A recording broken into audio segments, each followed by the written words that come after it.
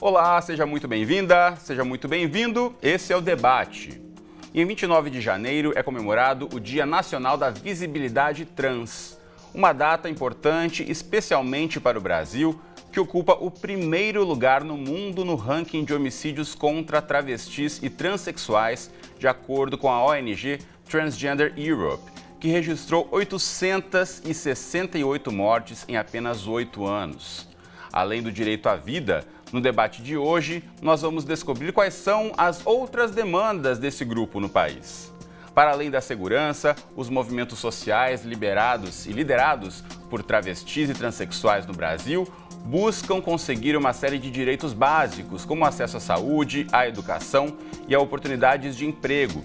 A ANTRA, Associação Nacional de Travestis e Transsexuais, estima que pelo menos 90% da população trans esteja trabalhando na indústria do sexo, enquanto apenas 4 dos outros 10% têm chance de crescer na carreira.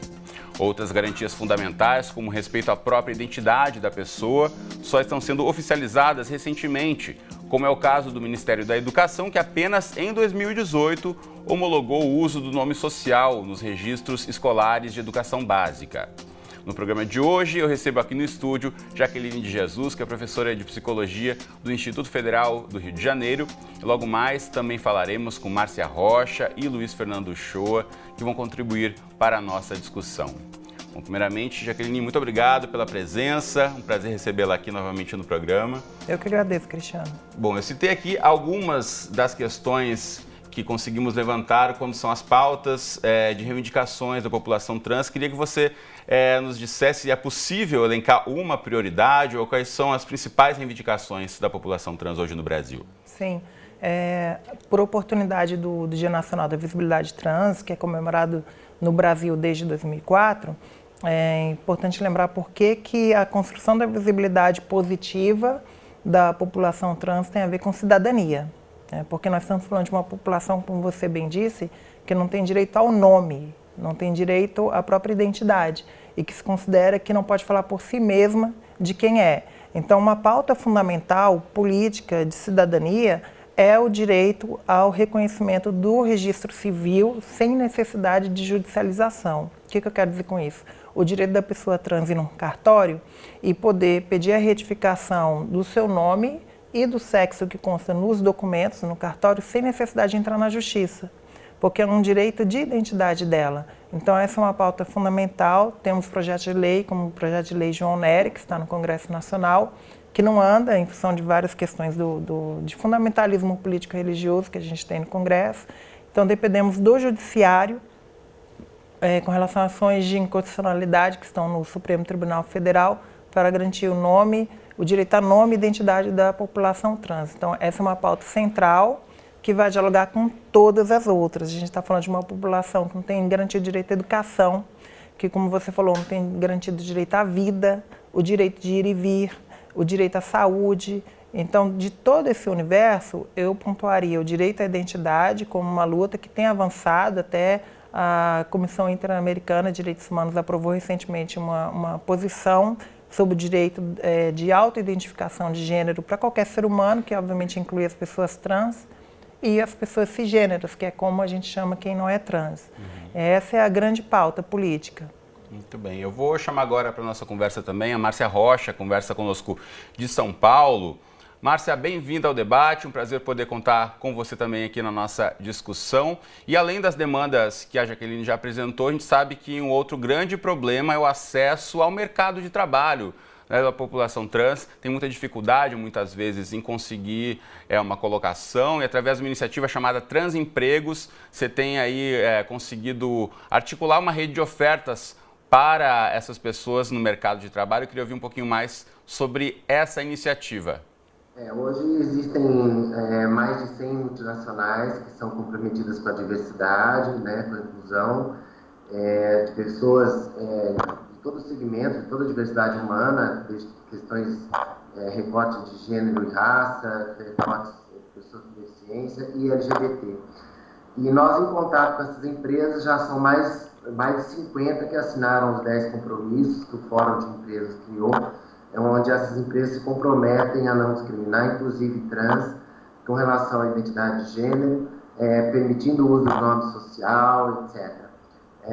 E dessas 50 empresas, a grande maioria já contratou, tem empresas que contrataram muitas trans, tem empresas, são todas empresas muito grandes, não vou citar aqui porque eu vou esquecer de algumas, são mais de 50, mas empresas todas muito grandes realmente, no mundo inteiro,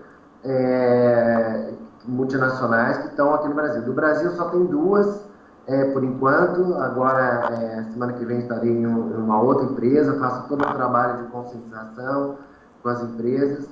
E nós já existem centenas de trans trabalhando hoje inseridas no mercado de trabalho.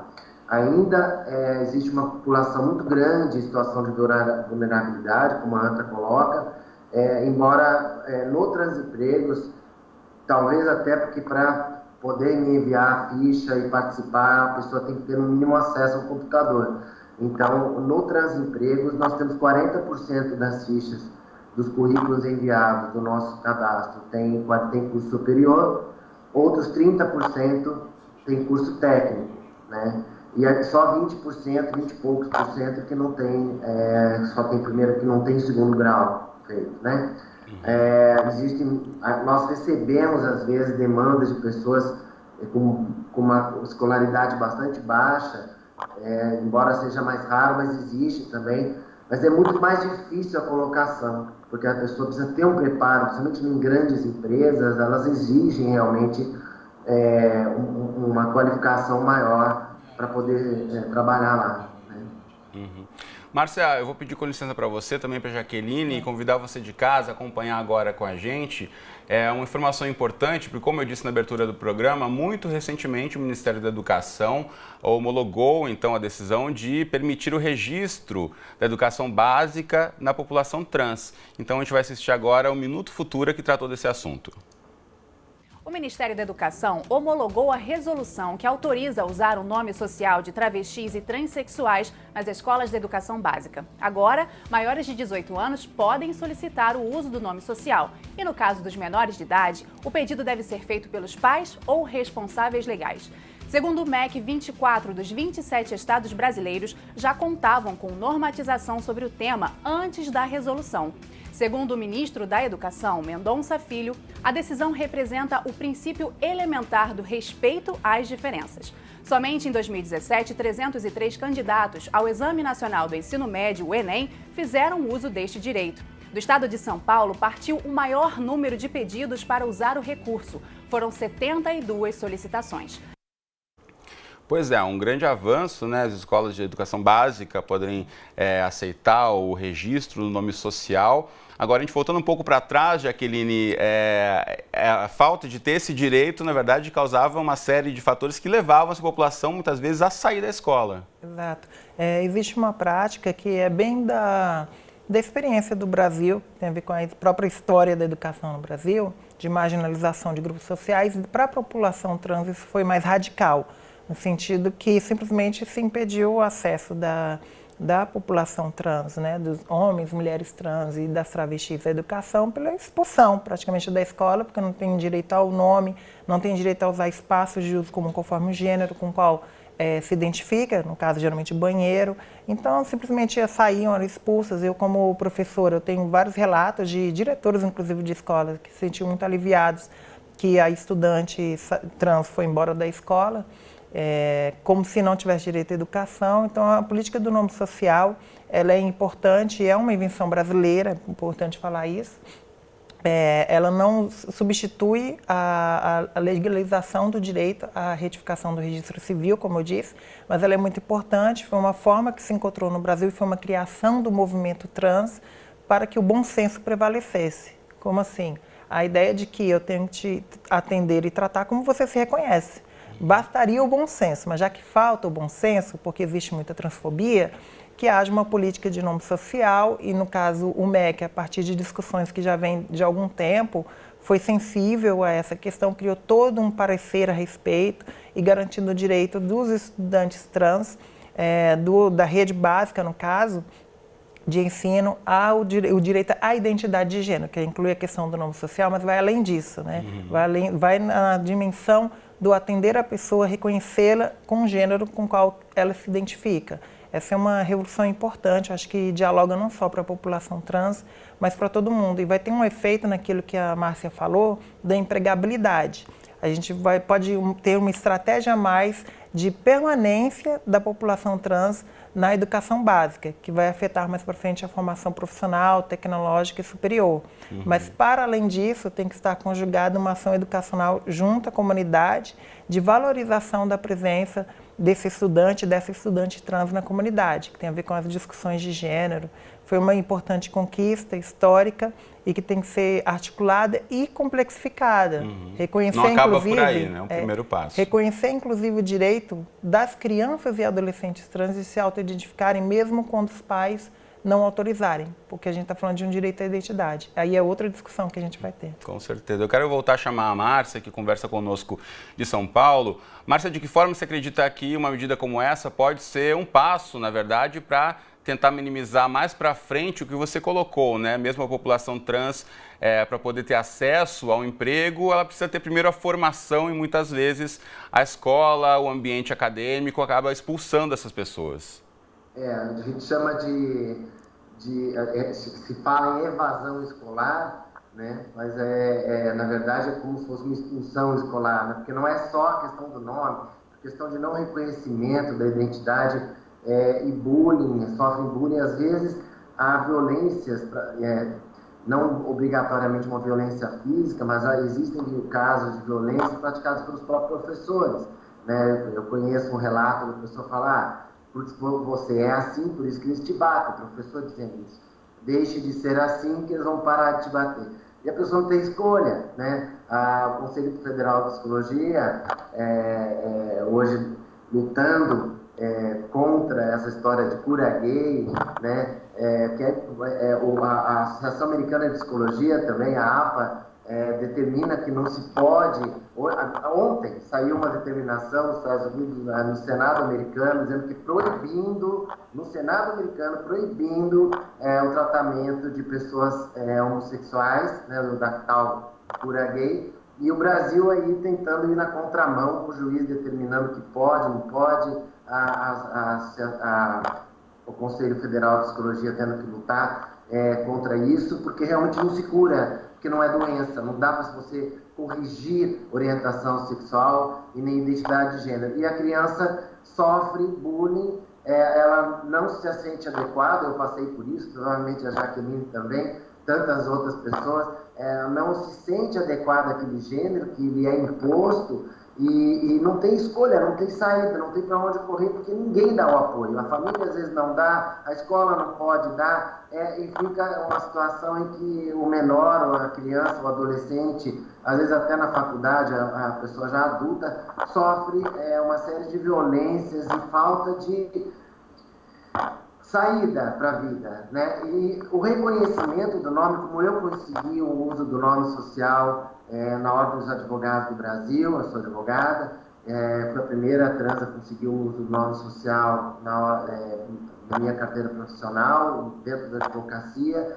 já houve acordo no tribunal respeitando o meu nome social, e isso o respeito, é muito mais do que simplesmente usar o meu nome, demonstra um acolhimento de toda, no meu caso da OAB, mas não seria no caso das escolas, um acolhimento, a criança, o adolescente vai se sentir respeitado e acolhido. Puxa, eu posso ser quem sou, né? Eu tenho um local nesse mundo, tenho um lugar nesse mundo. Eu acho que isso a simbologia dessas conquistas no campo subjetivo do indivíduo, da criança, do adolescente, eu acho que é muito grande. Tem uma importância muito grande para ele.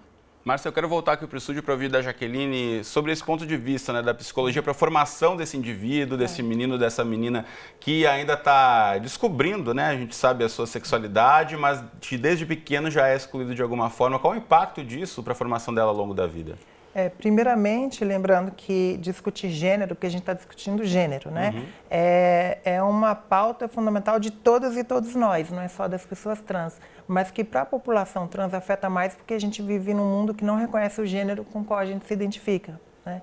Então, para a criança, para o adolescente trans, é muito importante esse reconhecimento, porque todas e todos, seres humanos, trans ou cis, nós não somos conforme gênero, né? Ninguém é conformado a gênero, a sociedade é que nos conforma a estereótipos de gênero.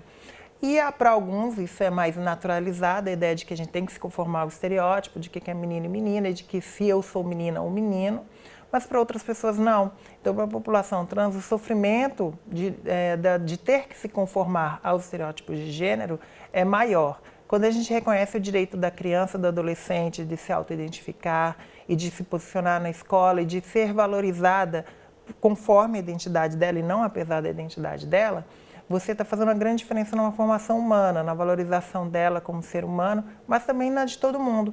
Porque a gente está dizendo que a escola é para todos, não é só para alguns. Que a escola não é mais aquela, se espera que não seja mais, aquela instituição que vai pegar o ser humano e vai formatar para ser o que se idealiza que seja a pessoa.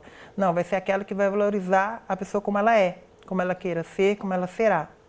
Então é um desafio histórico que a gente tem. A gente está falando de um tema que é gênero, que tem a ver com a nossa formação, que é extremamente estereotipada, extremamente focada na segregação, no apartheid de gênero, a gente, principalmente na educação infantil.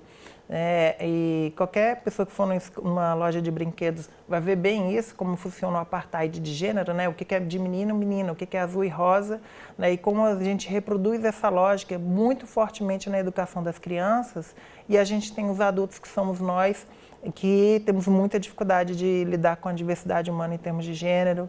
Nós reproduzimos estereótipos de gênero, discriminação, sexismo, machismo, transfobia, né? Então é uma grande discussão que vai atender primeiramente as crianças trans, mas que vai ser favorável também para as crianças cis e para os adultos que têm uma vida mais saudável para viverem a sua identidade. Como você diz, né, muitas vezes a gente reproduz isso sem parar para refletir. Eu acho que é importante todos refletirem sobre esses papéis e sobre o que se acha que é coisa de menino ou de menina. Agora, ainda na questão do acesso à oportunidade de empregos, a gente sabe que a evasão escolar, como já dissemos aqui, da população trans também é um grande agravante nesse quadro, e que na maioria dos casos essas pessoas abandonam os estudos por conta do preconceito, que pode vir até mesmo dos próprios professores. A gente vai então agora assistir a um trecho do documentário Prepara, sobre o Preparanem, que é um curso preparatório que dá aulas de pré-vestibular para alunos e alunas trans. Dá uma olhada aí. Mas o plano B é farmácia. Então, acho que o Preparanem é sim muito importante, né? Não é todos que terminaram o ensino médio, e lá você tem, além da oportunidade de estudar, aprender mais, você também conhece outras histórias. Tchau. Vai com Deus, hein? Tá. Qualquer coisa liga, hein? Tá bom. Lá você tem a chance de debater, né? Tem uma democracia dentro dessa. Não tem também a hierarquia.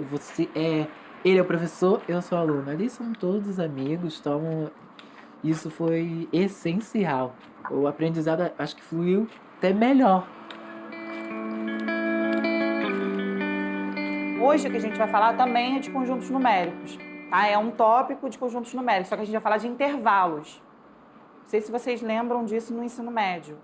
Aquela retinha. Sou formada em licenciatura plena em matemática. Atuo como professora voluntária do Preparanem em matemática. Falou?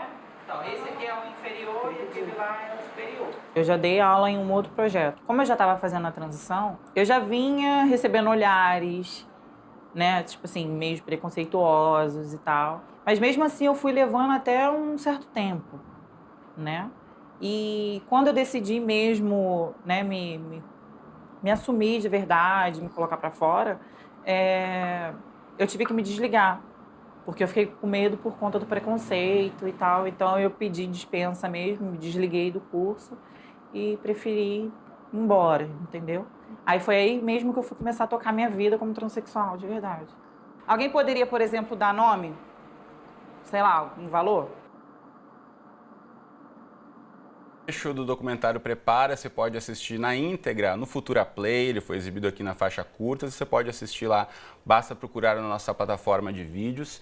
E esse depoimento é importante, que mostra que o preconceito atingiu tanto a aluna como a professora também, né? Que não se sentia à vontade e não conseguiu transpassar essa barreira do preconceito para seguir a sua formação, né, Jaqueline? Isso acontece com tantas outras pessoas. Sim, primeiramente a vitória de ter conseguido ocupar um cargo, um trabalho que geralmente as mulheres trans, as travestis, não alcançam no Brasil em função da transfobia. No caso, professora, mais de 90%, pelos dados que vocês já colocaram da ANTRA, 90% das mulheres trans travestis só encontram trabalho na prostituição. E isso é um número absurdo, né? Em qual outro grupo social, 90% só encontra trabalho no mercado sexual, né? Isso fala muito de como o Brasil marginaliza a população trans. Então, é uma grande vitória já ocupar um emprego formal. E com isso também vem a discriminação presente. Qual o tipo de discriminação presente quando você ocupa esse lugar de poder? Será que a discriminação é direta, como é, por exemplo, no caso de uma pessoa que não tem um cargo que é socialmente valorizado, como de professora, de médica, de psicóloga, de advogada?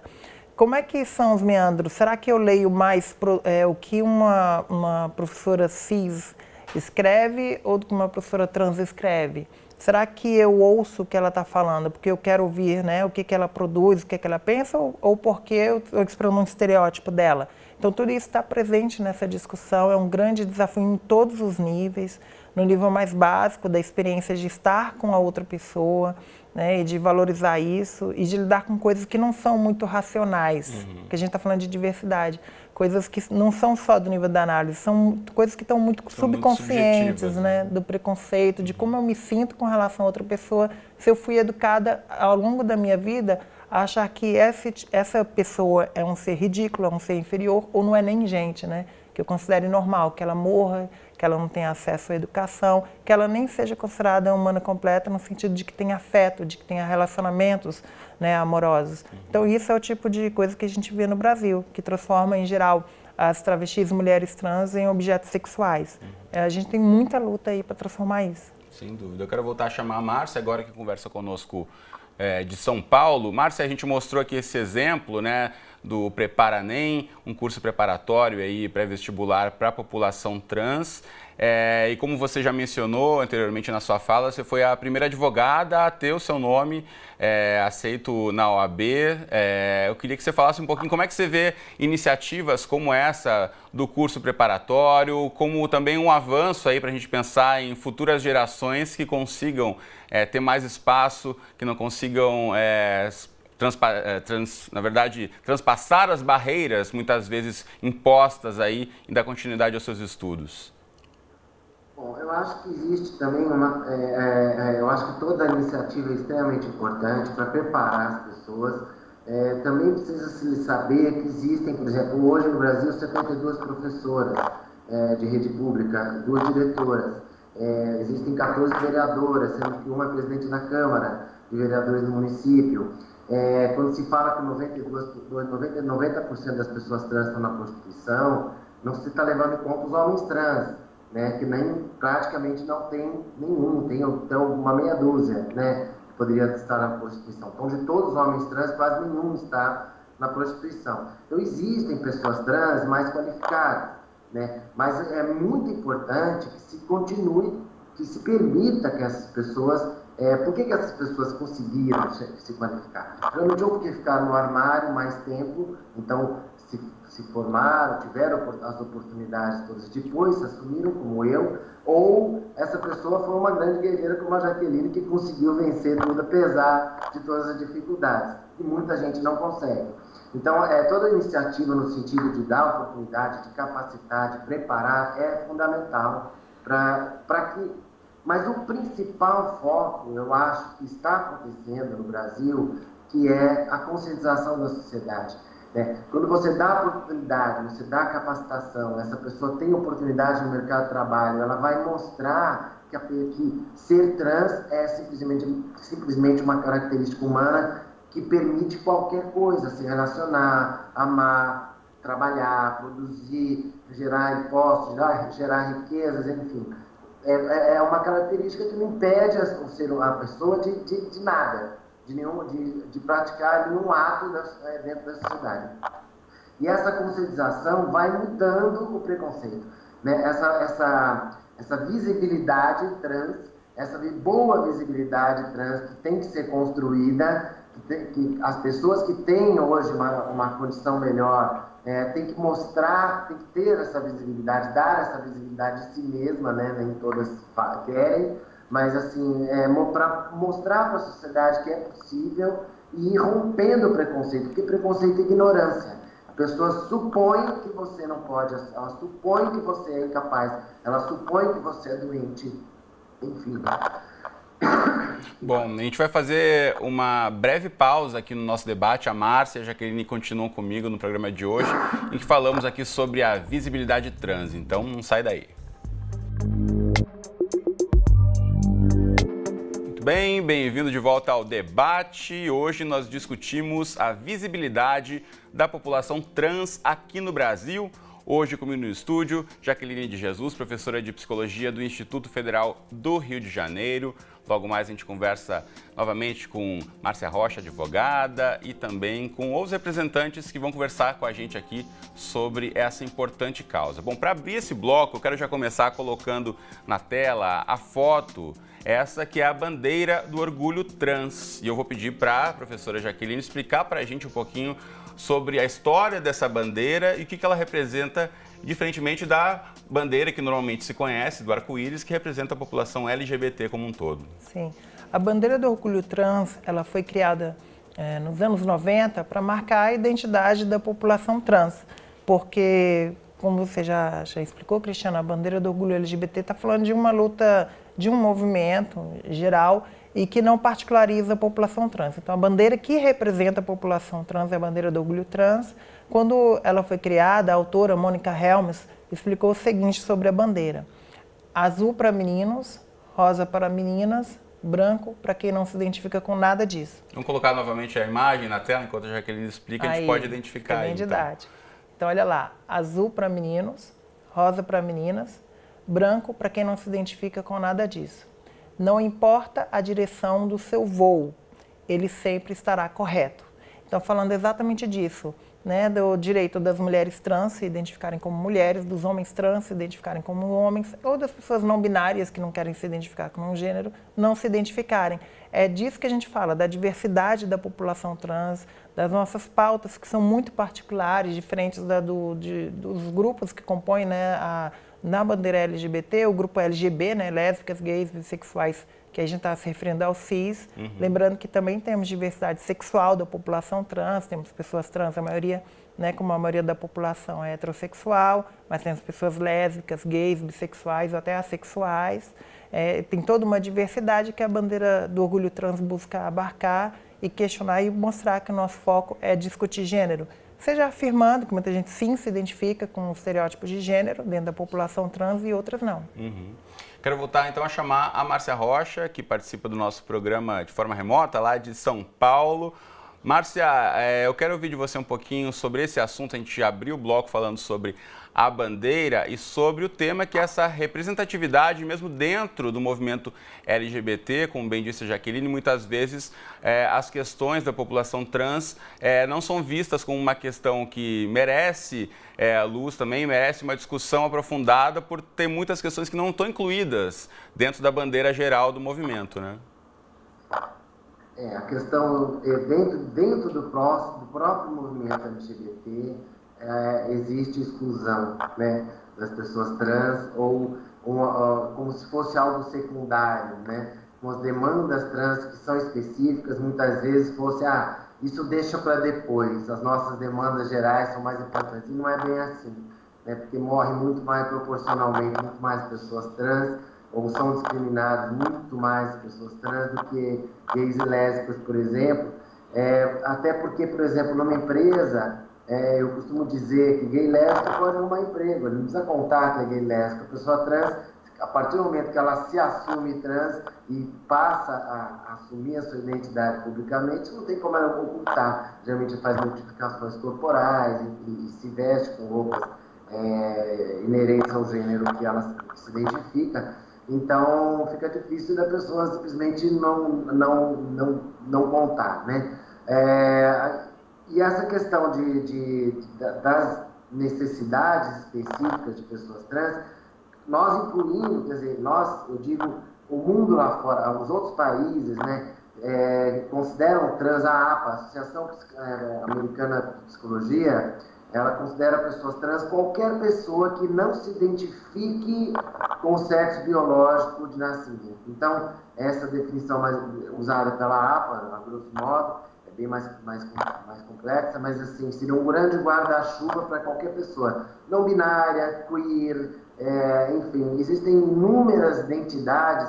Fora do Brasil, existem Richards na Índia, Ladyboys na Tailândia, Mushis no México. Existem muitas outras identidades trans com características específicas pelo mundo que tem a ver com a cultura de cada local. E aqui no Brasil nós temos as travestis, principalmente, o grupo com o qual eu me identifico, inclusive, né, politicamente.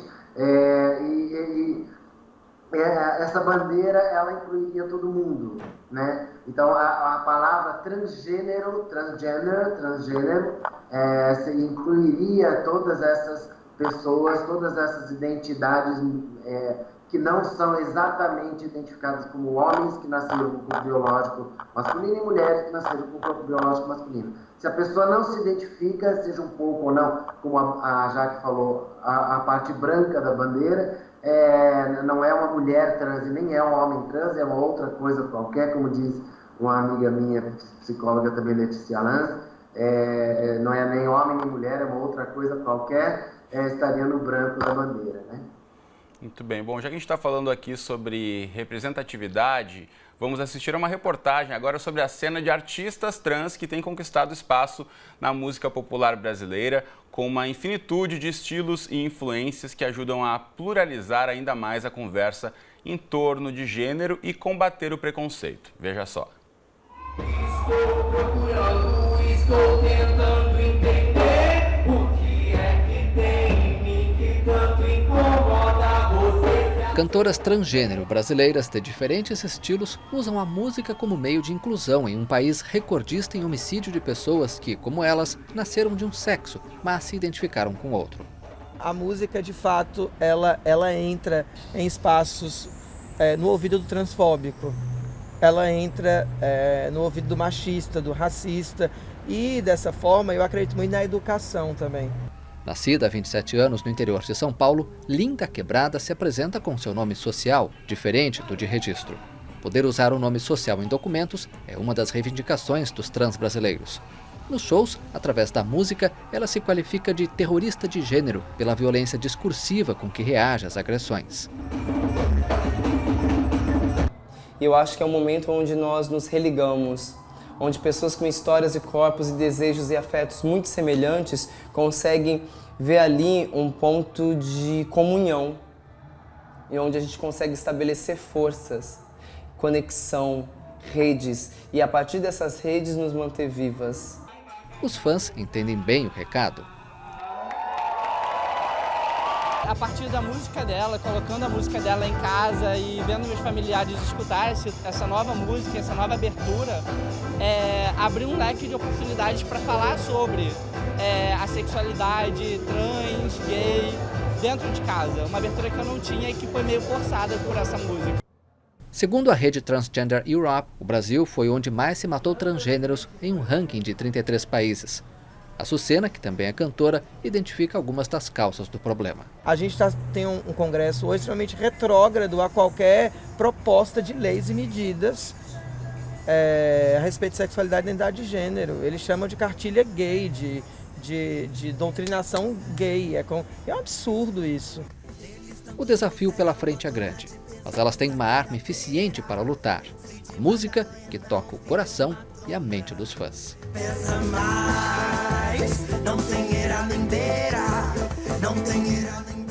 Pois é, assistimos aí a reportagem com a participação de As Bahias e a Cozinha Mineira, Linda Quebrada, que inclusive já esteve aqui no Futura, concedeu uma entrevista para a Djamila Ribeiro, que você pode conferir também lá no Futura Play. A gente pode pensar em tantas outras artistas trans no momento, né, Jaqueline? Sei lá, Lineker, tantas outras que têm trazido essa bandeira. Se pensarmos 5, 10 anos atrás, era um espaço que ainda não era tão conquistado, pode-se dizer assim. A gente não via tantas trans como hoje em dia. Tem até gente falando que existe um movimento da música trans atualmente no Brasil. Como é que você vê a importância dessa representatividade? Ela é estratégica. É bom lembrar que nós, com relação à representatividade trans nas artes, existe um movimento nacional hoje contra o transfake, que principalmente com relação às mídias de imagem, né? Cinema, televisão, teatro. O que é o transfake? Então, é aquele movimento de dizer que as pessoas trans podem falar por si mesmas e podem se representar. Nós temos atrizes, atores trans que podem fazer qualquer papel, incluindo de pessoas trans. E que, pela história da representação das pessoas trans, geralmente se coloca uma pessoa cis para representar uma pessoa trans. Pessoa cis, que é a pessoa que não é trans. Que não é trans. Então, isso tem a ver com falta de representatividade das pessoas trans.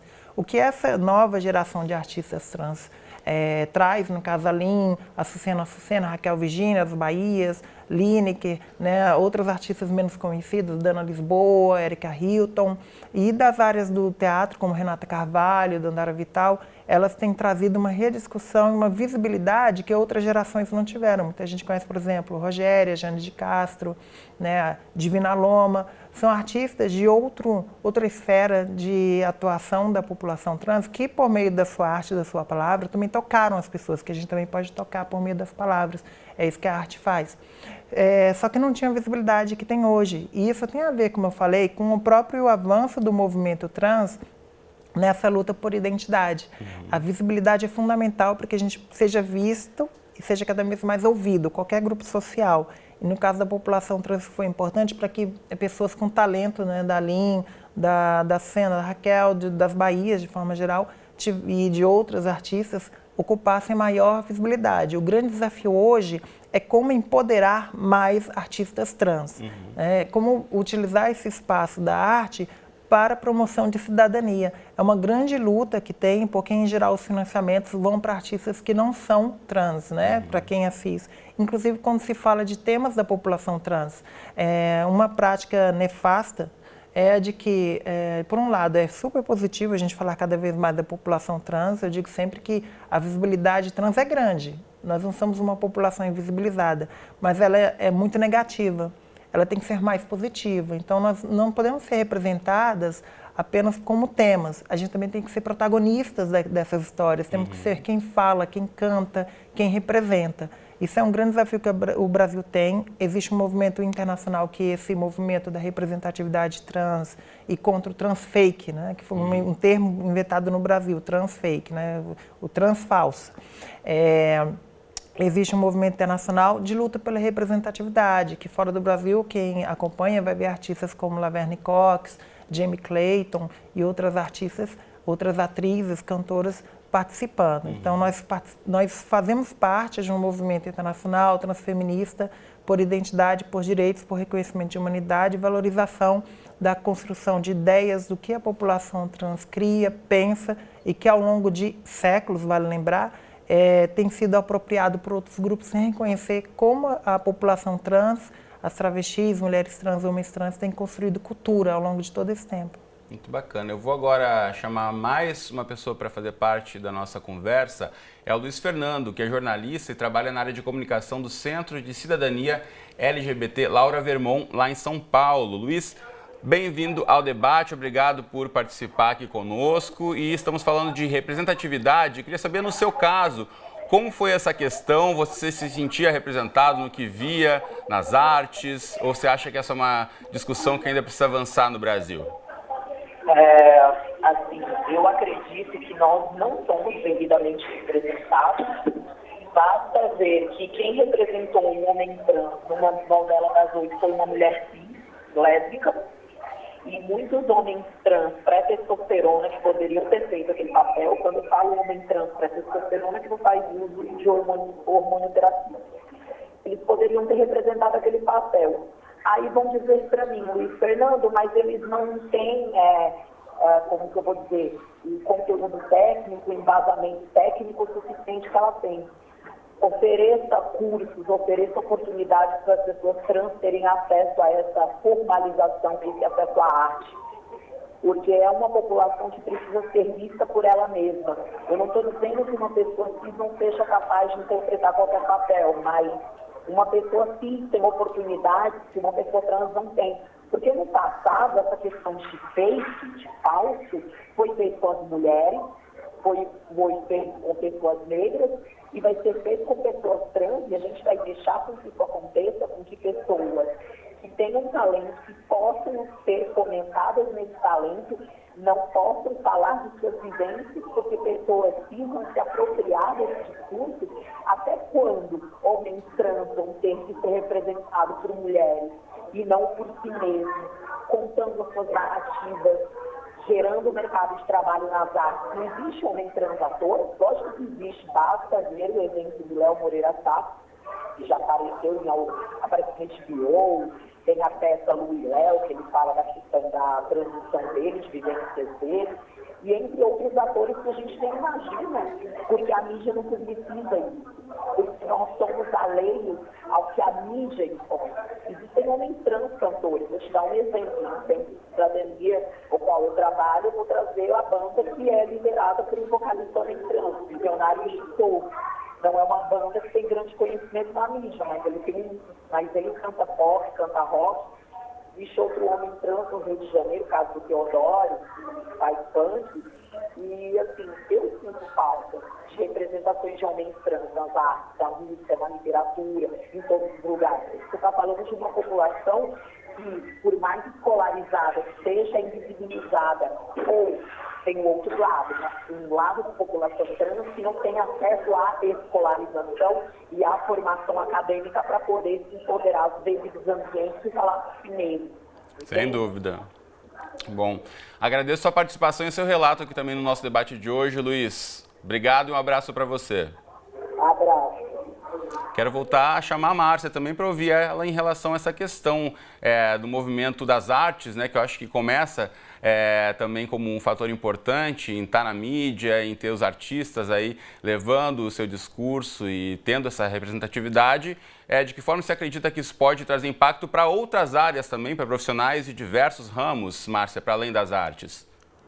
Eu vejo a arte, além de uma manifestação cultural, ela também influencia a população de um modo geral, né? Eu, por exemplo, eu cresci vendo na televisão piadinha de trans, piadinha de gay, piadinha de negros, piadinha disso, piadinha daquilo. É uma forma de controle, uma forma de bullying, é uma forma de repressão, de opressão de minorias, né? Hoje está mudando, né? Hoje, e quanto mais você dá a possibilidade para que pessoas trans estejam sendo grandes cantoras ou grandes cantores, aparecendo na televisão, dando oportunidade, mesmo em matéria jornalística, para dar voz para pessoas trans, como as outras minorias também, você vai conscientizando a sociedade também. Eu acho que a arte é uma maneira, é um veículo fundamental para poder, não apenas, também, principalmente, para pessoas trans poderem expor, né, aquilo que sentem, a sua arte, mas também que a arte fale bem da questão trans, da questão LGBT de um modo geral, que não haja esse tipo não exista mais essas piadas, essa forma agressiva de ser. E hoje eu tenho sentido um apoio muito grande a pessoas trans, cantoras, eu não vou citar nomes, mas, assim, pessoas que têm tido uma visibilidade muito boa na mídia e que acabam levando a ideia de que ser trans não é algo ruim, que é algo simplesmente uma característica humana que pode ser aceita, que deve ser aceita, e isso influencia a sociedade, como transforma a sociedade. A arte tem o poder de influenciar, sim, tanto na questão trans, na questão da sexualidade, de museus, aquela história toda, de influenciar a sociedade como um todo, de conscientizar, de ensinar, porque, como eu falei antes, preconceito e ignorância. E a partir do momento que você mostra para a sociedade, leva informação, e a arte é um veículo disso também, de levar informação, de mostrar, de dar visibilidade, você está transformando, contribuindo para a transformação da sociedade, ou evolução da sociedade, numa sociedade mais acolhedora, mais justa, com maior isonomia. Muito bem.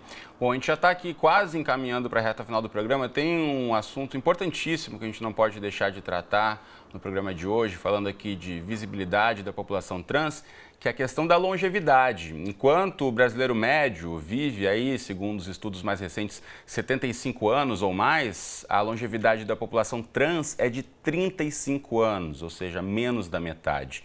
E nisso, claro, que tem a ver a questão do acesso à saúde. Então, nós entramos em contato com o Ministério da Saúde, que, por meio de nota, nos reafirmou o compromisso e o pioneirismo do governo federal em disponibilizar atendimento necessário para a transição de gênero, incluindo o tratamento hormonal, psicológico e pós-operatório. De acordo com os dados oficiais, foram 428 processos hospitalares e 21.935 procedimentos ambulatórios desde o início da oferta desse tratamento em 2008, ou seja, agora completando 10 anos, mas a gente sabe aí do grande abismo que existe, né, de fato, da necessidade do acesso à saúde e de como essas pessoas conseguem chegar ou não, muitas vezes não conseguem chegar até o tratamento de saúde, e a gente pode enumerar aqui diversas causas, né, Jaqueline, para essa longevidade da população trans ser tão baixa ainda no Brasil. Sim.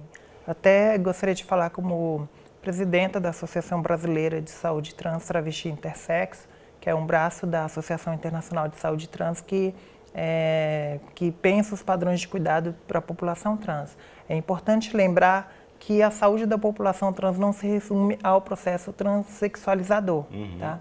E o processo transexualizador não se resume, como em geral o imaginário coloca, a uma cirurgia de transgenitalização. Envolve assistência social, psicológica, fonoaudiológica, de todo tipo de natureza para a população trans. E para além dela, é bom lembrar que as pessoas trans têm dor de cabeça como qualquer pessoa, né? Tem problemas de saúde como qualquer um. Só que os fatores sociais da transfobia afetam no sentido de que é vulnerabilizada, a maioria das mulheres trans, as travestis, estão numa profissão que apesar de ser legalizada, ela não é regulamentada, então estão muito vulneráveis na prostituição, as doenças sexualmente transmissíveis. 40% das mulheres trans travestis no Brasil são afetadas pelo HIV/AIDS, ou seja, estão expostas a situações de risco, porque estão, na maioria, na prostituição e muitas vezes em situações que elas estão vulnerabilizadas, elas têm que fazer certas coisas que expõem elas a risco, né? O Ministério da Saúde, infelizmente, falha. Ele não consta no boletim epidemiológico, por exemplo, dados sobre a população trans no que concerne aos efeitos dos problemas de saúde da população trans. Ela não contabiliza isso adequadamente. Então, um erro do Ministério da Saúde, que não é de hoje, já vem de bom tempo. Ele tem que assumir um compromisso de fato com a saúde da população trans, com campanhas efetivas, com um trabalho estatístico e epidemiológico sério, porque isso não existe hoje, infelizmente. E pensar a saúde da população trans em termos de cuidado, em termos de como, para além dos centros específicos do processo transexualizador, como a gente pensa a saúde da população trans de forma integral. E isso, infelizmente, hoje ainda não é feito no Ministério da Saúde. Existem iniciativas importantes, né, principalmente no campo, né, do processo transexualizador. Já houve muito avanço, considerando o que era antes. Infelizmente, a visão ainda é muito patologizante, ainda numa ideia de que a população trans precisa do processo transexualizador por uma questão de ser considerada uma população que vive um transtorno, e não porque tem uma identidade de gênero e quer adequar o seu corpo aos estereótipos da sociedade. Existe muito avanço que precisa ser feito, mas precisa-se de investimentos. Faltam políticas públicas, como a gente já falou, em educação, na área de trabalho, mas também na área de saúde, na capacitação dos profissionais. As pessoas trans têm um histórico de não irem no sistema de saúde porque são rechaçadas, porque são ridicularizadas, porque não são atendidas, às vezes são deixadas para morrer, porque não se reconhece o gênero delas e elas são maltratadas. Isso muitas vezes também acaba prejudicando o acesso e acaba afetando na questão também da longevidade de uma forma geral. Quero ouvir a Márcia também em relação a essa questão. Como você avalia, Márcia, o acesso da população trans à saúde pública no Brasil? É exatamente o que a Jaque falou, não se restringe ao processo transexualizador. A portaria de 2011 do Ministério da Saúde, eu tive lá, inclusive, no lançamento dessa portaria, que é de saúde integral para a população travestis e transexuais, ela determina que o atendimento seja feito em toda a rede do SUS, né? Porém, travestis não são atendidas, a não ser, elas procuram um posto de saúde, procuram um hospital público da sua cidade e eles dizem, não, o processo transexualizador é lá no HC em São Paulo. E ela fala, mas eu estou com dor de orelha, do ouvido, eu estou com dor de ouvido, eu estou com dor no pé. Eles, não, aqui a gente não atende. Então, veja, quando a Jaque falou de saúde integral é todo o resto. Né? Não é apenas o processo transexualizador, e o processo transexualizador também, como ela disse, não deveria se restringir à redesignação sexual, à cirurgia de redesignação sexual. Porém, muitas pessoas procuram unidades especializadas, autorizadas a fazer a redesignação sexual, mas falam, não quero cirurgia. Então a gente aqui não atende. E isso também é outro absurdo. Porque a pessoa não é obrigada a fazer uma cirurgia para receber outros tipos de tratamento, como hormônio, etc. Isso é a mesma lógica usada por nós na Justiça para mudança de sexo e nome nos documentos. Você não pode exigir, essa matéria está no Supremo sendo decidida agora, mas não se pode exigir que uma pessoa faça uma cirurgia para ter direito a um nome, para ter direito a um documento. Então, é a mesma lógica. Quer dizer, o processo sexualizador deveria, como a Jaque falou, abranger outras questões, e o SUS como um todo, a saúde integral da pessoa, deveria ser atendido também em qualquer órgão do SUS, qualquer posto de saúde, sem dúvida, de modo geral.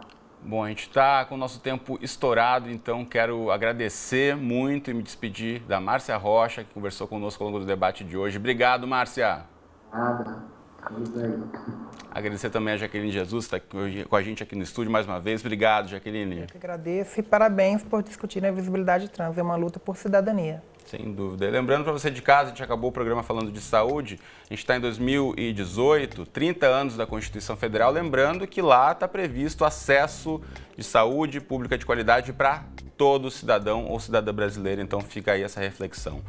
O debate de hoje fica por aqui, você pode assistir a esse e a todos os outros episódios lá no Futura Play. Um abraço para você e até a próxima.